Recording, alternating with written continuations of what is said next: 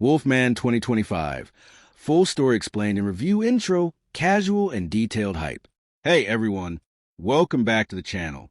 Today, we're diving deep into a brand new horror movie that just dropped, Wolfman, released on January 17th, 2025. This one's an American flick from Blumhouse Productions, directed by the talented Leigh Whannell, known for stuff like The Invisible Man. It's a reboot tied to the Dark Universe. You know, that cinematic universe with a mummy and other monster classics. But here's the thing. It didn't exactly set the box office on fire. Made for $25 million, it only pulled in $4 million. Oof. So what's the deal? Was it worth the hype? I'm breaking down the full story, giving you all the juicy details, and explaining why it didn't quite howl its way to success. Grab some popcorn, hit that subscribe button if you're new, and let's jump right in.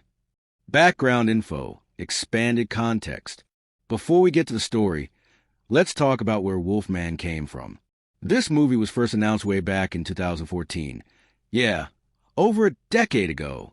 It was supposed to be part of Universal's big Dark Universe plan, where they reboot all their classic monsters like Dracula, Frankenstein, and of course, the Wolfman. The idea was to create a connected world, kind of like the MCU but with creepy vibes. But then The Mummy with Tom Cruise came out in 2017 and bombed hard at the box office. Critics hated it. Fans weren't impressed, and the whole Dark Universe thing started falling apart. Project got canceled left and right, and Wolfman was stuck in limbo for years. Fast forward to 2025. They finally dusted it off, shot it in New Zealand with those stunning landscapes, and brought it to life under Blumhouse, the folks behind Paranoid and Get Out. Budget? A cool $25 million. Box office return? Just $4 million.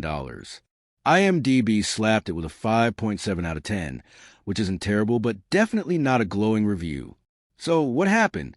I'll get to that at the end, but first, let's unpack this wild story step by step. Story begins more descriptive.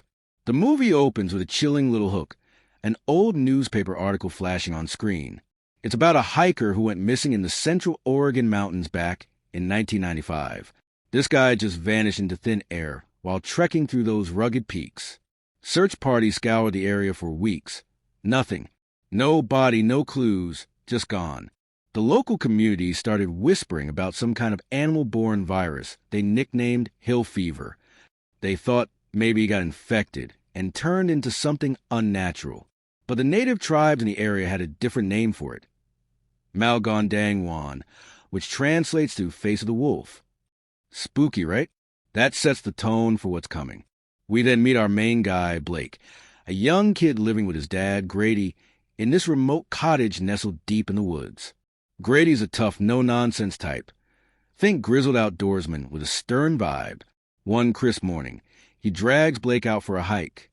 The air's cold, the forest is quiet, and Grady's pointing out tracks and plants, teaching Blake about the wildlife. They're bonding, sort of, in that rugged father-son way. Then out of nowhere, they spot a deer, graceful, alert, just standing there. Grady pulls out his rifle, ready to take a shot, but the deer bolts before he can fire. Blake, curious and eager, decides to chase after it, splitting off from his dad. First encounter, drawn-out tension. Blake's running through the trees, branches snapping under his feet, heart pounding as he tries to keep that deer in sight. But then, bam, he stops dead in his tracks. He sees something off. It's not the deer. It's this tall, humanoid figure, shadowy and fast, darting through the woods with insane speed. Its movements are jerky, almost animal-like, but it's standing upright. Blake blinks, and it's gone like it was never there. Was it real? A trick of the light? He's freaked out, breathing heavy, trying to process what he just saw. Before he can figure it out, Grady catches up, annoyed. What are you doing wandering off like that? He snaps, brushing off Blake's shaky explanation. They keep hiking, but the vibe's shifted. Something feels wrong. Later, as the sun dips lower, they hear it, rustling, growling, footsteps crunching closer. Panic sets in.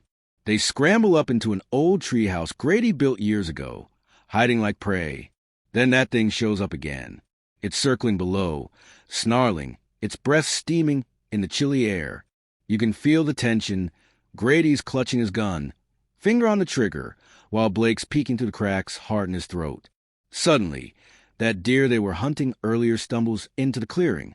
Bad timing, buddy. The creature pounces, tearing into it with claws and teeth, ripping it apart in seconds. Blood everywhere, a total gore fest. Then it vanishes into the woods. Grady, trying to keep calm, mutters, "Just a bear." But Blake's not buying it. That was no bear. That night, back at the cottage, Blake overhears Grady talking to Dan, a local from the community. Grady's voice is low, tense. "I saw it, Dan. The face of the wolf. Same as that hiker all those years ago." Dan sounds rattled too. Blake's eavesdropping, and now he's really scared. What's out there? And why is his dad acting like he knows more than he's letting on? 30 years later, deeper character dive. Now we jump 30 years ahead. Blake's all grown up, living a quieter life with his wife, Charlotte, and their adorable daughter, Ginger. Blake's the heart of this family. He's super close to Ginger, always there for her, telling her cute little stories and playing games. There's this sweet bit where he pretends she can read his mind. She puts her hand on his head, guesses what he's thinking, and he always says, "Yep, you got it." It's their thing. Charlotte, though, is a workaholic, always buried in her job, which leaves their marriage a little rocky. Not bad, just distant. One evening, Charlotte comes home with a surprise, a set of keys to Grady's old cottage and his death certificate. Turns out Grady's been missing for decades, and the state finally declare him dead. Blake's hit with a wave of guilt. He remembers those days with his dad, hiking, learning, but also how he left home as a teen and never looked back. He opens up to Charlotte, saying he regrets cutting ties. Then he pitches an idea. "Let's take Ginger and spend some time at the cottage. Fix us, you know? Make some memories." Charlotte hesitates. She's got work, but she sees how much it means to him and agrees. Next day, they pile into the car, joking and singing with Ginger in the back seat. It's a rare, happy moment for them, heading toward those familiar woods. Blake's excited to show them the trails and views he loved as a kid. But you know how horror movies go. Peace never lasts long. Second attack and twist, more build-up. They're driving through the forest when they run into Dan's son, now a grown man with a rifle slung over his shoulder. He recognizes Blake and offers to guide them since the old road to the cottage is blocked. Charlotte's a bit uneasy, stranger with a gun, but Blake shrugs it off. It's normal out here. They follow chatting about old times, when suddenly Blake spots it again, that shadowy humanoid figure flickering between the trees. He freezes, and in that split second, the truck swerves, crashes, and tumbles into a ravine. Chaos erupts. Is thrown out, and before they can react, that creature's on him. Claws slashing, blood spraying. It drags his body off into the dark. Blake, Charlotte, and Ginger scramble out of the wrecked truck, terrified, and make a run for cottage. They find it, battered and old, and lock themselves in, barricading the door. Night falls, and Blake's starting to feel weird. He's starving, like he hasn't eaten in days.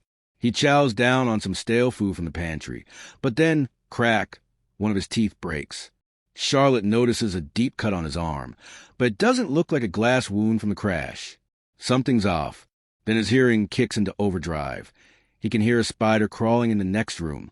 What's happening to him? The creature attacks again that night, clawing at the door. Blake fights back, but he's sweating, dizzy, puking. Something seriously wrong. He passes out, and when he wakes up, he's changing. Hair falling out, skin rotting, senses going haywire. Charlotte's freaking out. Try to radio for help, while Ginger clings to her dad. The big reveal, dramatic and detailed. The climax hits hard. The creature storms the cottage again, and Blake, half transformed, faces off with it. It's a brutal fight, snarling, clawing, crashing through walls. Blake finally gets the upper hand and tears its throat out, blood pooling on the floor. He collapses, staring at the body, and then he sees it, a tattoo on the creature's arm. It's Grady's tattoo, his dad.